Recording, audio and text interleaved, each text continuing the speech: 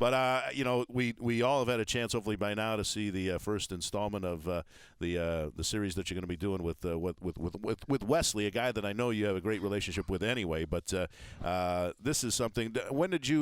When he had the injury, did you think that this might be a fun series to do because you knew how honest he would be about everything that he's going through? I mean, what a great first installment talking about some very trying times and how he's kind of now starting to get his enthusiasm and kind of getting back to be as much as he can, at least while he's still sidelined, the old Wesley. But it's a great opportunity in this writing that you're doing to see everything that he's going through. Yeah, it started about 2 days after he had his injury. And, the night that it happened, I liken it to the night that Greg Oden blew his knee out against Houston. It was one of those nights where I just left the arena feeling hollow. I felt so bad for Wes, and it stuck with me.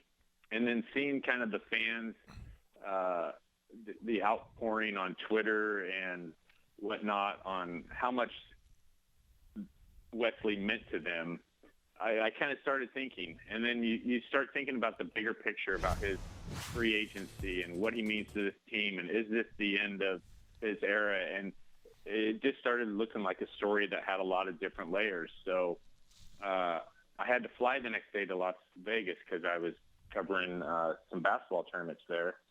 And I decided to write him an email, and I said, hey, I want to chronicle your journey back because I know that you're going to attack it with incredible determination, but I also know there's a lot more at stake here than just getting back on the court. There's proven to people that he can, proven to people who want to sign him for a contract that he can do this and come back better than ever. But I also knew that this would be a very trying and daunting task. Anyways, I laid it all out in an email, and I said, if I'm going to do this, I want to go in all the way. I want full access. I want to be there when you're having surgery. I want to be there when you're coming out of surgery. I want to be there at your house when you're going through rehab, and so I can really know this story. And I didn't, I had maybe a 10% hope that he would agree to it. And sure enough, it was about a day later, his people called me and said, we'll do it. Can you be in LA tomorrow for his pre-surgery appointment? And ever since then, it's been a whirlwind. But Wesley, I feel a little sheepish taking compliments for this piece because really all the credit should go to Wesley because he's shown tremendous courage and confidence in opening himself up to all these feelings and to his mindset, because it hasn't been all just positive. He has struggled a little bit, as any athlete would, when you're immobilized. I mean, these are some of the most finely tuned athletes on the planet, and all of a sudden, it's difficult for him to get a bottle of water. It's difficult for him to go to the bathroom, and that is such a huge. This shook him, and but he is allowing us, all of us, to take this journey with him, and I think that takes a ton of courage, and I'm very thankful for him because he's been awesome. He has been so honest and so forthright throughout this whole process, and I think it's going to be a really fun ride. I hope the story ends with him signing in Portland and taking that first step back on the court at the Moda Center, because I think he's entering that kind of realm of having a connection with this fan base that B. Roy had, that Clyde had. I think there's something about him, that blue collar, that overcoming obstacles. And really now, I mean, let's not sugarcoat it. I mean, he's become one of the better shooting guards in the NBA. I'm not saying he's one or two, but he's in that handful of top shooting guards, and he's performed at a high level, and that was one of the reasons why the Blazers were a top 3 team when he got hurt. So I'm really looking forward to what is next in this series. I think part 2 is scheduled to be around mid-June, and I think we'll have a lot of updates about him getting on his feet and starting his workouts. But again, I don't think, especially in today's day and age, where athletes and the media kind of have a strained relationship at times, it's really refreshing. I hope the readers appreciate what Wesley is doing here, how open and honest he's being. How much, when you talk to Wes and the feedback you've gotten from him after seeing what was written, how much do you feel like he even sees it as a release, like an opportunity for him to get things off his chest that a lot of athletes don't have? A lot of athletes don't have the vehicle to get these things out of their system and off their chest, and the relief that comes from not being burdened by so much emotion. Yeah, we haven't talked specifically about that, but it was interesting. The first day after his surgery, and this was totally organic, I had left him, and I was back in Las Vegas, and he sent a text message describing, day one, the painkillers wore off, and the reality of the situation has hit in. And he wrote it like a journal entry. And, I went back to him and I said, do this throughout. I'm not going to be able to be there every day with you, but anytime something significant happens, a high, a low, or your mind is racing, text me as a diary entry.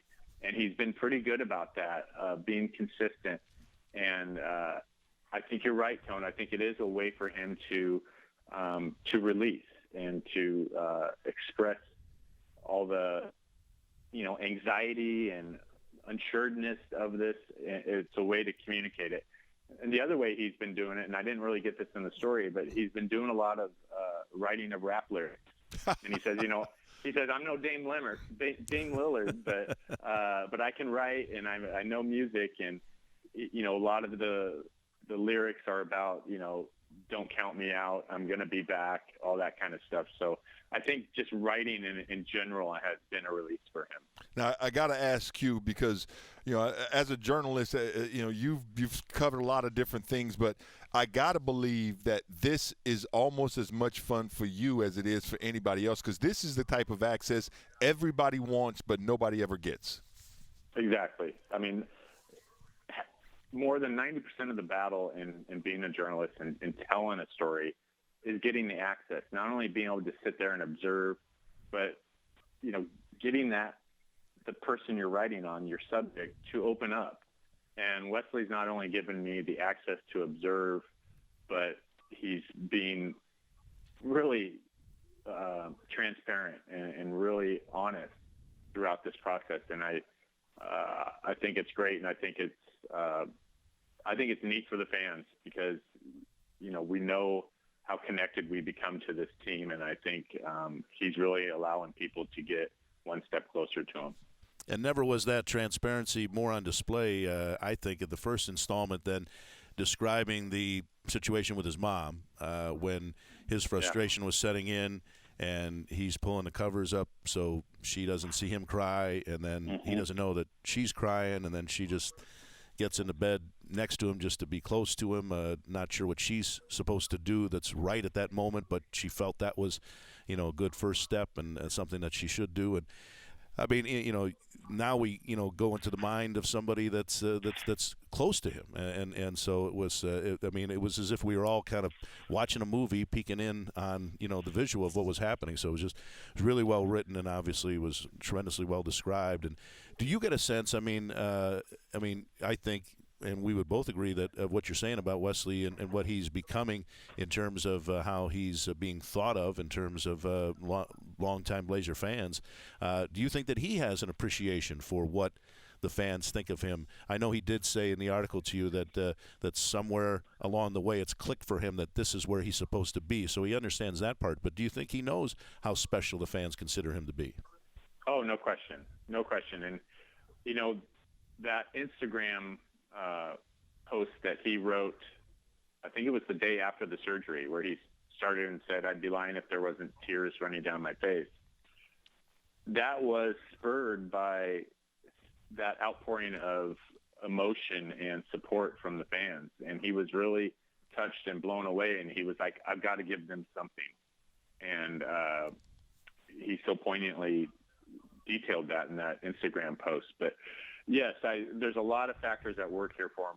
He has never felt as part of a team as he does with this Blazers group. He's very, very tight with LaMarcus Aldridge. Nico, lockers next to him, sits next to him. Often they talk a lot. He says, with Nico on the court, I don't even have to look at him or say anything, and we know where each other are, and that's very rare.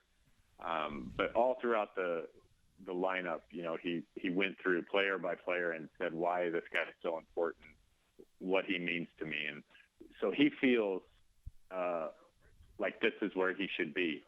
And I think the fans and his connection to the city plays a part in that as well. And I don't think there's any question that Wes wants to come back to Portland. But at the same time, as an athlete, when you're up for a contract, it's not about the money, but it's about respect, and it's about your worth. And he wants to be paid among the top shooting guards.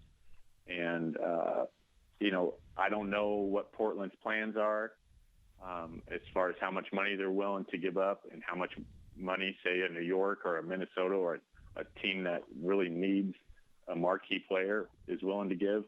We'll find that out in July, what the market bears for Wesley Matthews. But I think in his heart, he hopes Portland makes a fair offer so he can sign here. But he's been very careful not to speak about free agency right now. He says it's not really that much in his mind because he's just focusing on himself. And I think he knows that when the time comes, that's when it's time to address free agency. He doesn't want to be talking out of his behind right now while the team's fighting for a playoff spot and are fighting for playoff seeding and then ultimately fighting in the playoffs. It's not the time for him to be talking about where he's going to be playing next year.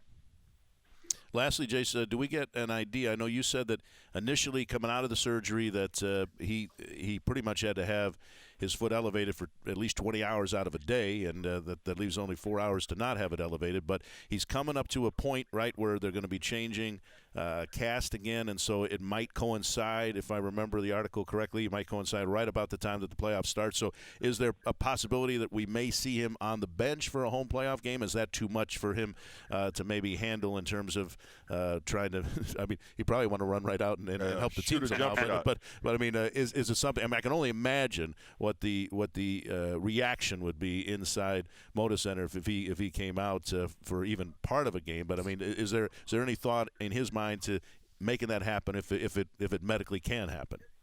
Oh, there's no question. He plans the first home playoff game. He will be there, and he will be either on the bench or next to the bench. Right now, the doctors don't want him at a game with his cast on. But he gets the cast removed April 16th, which is the day after the regular season ends.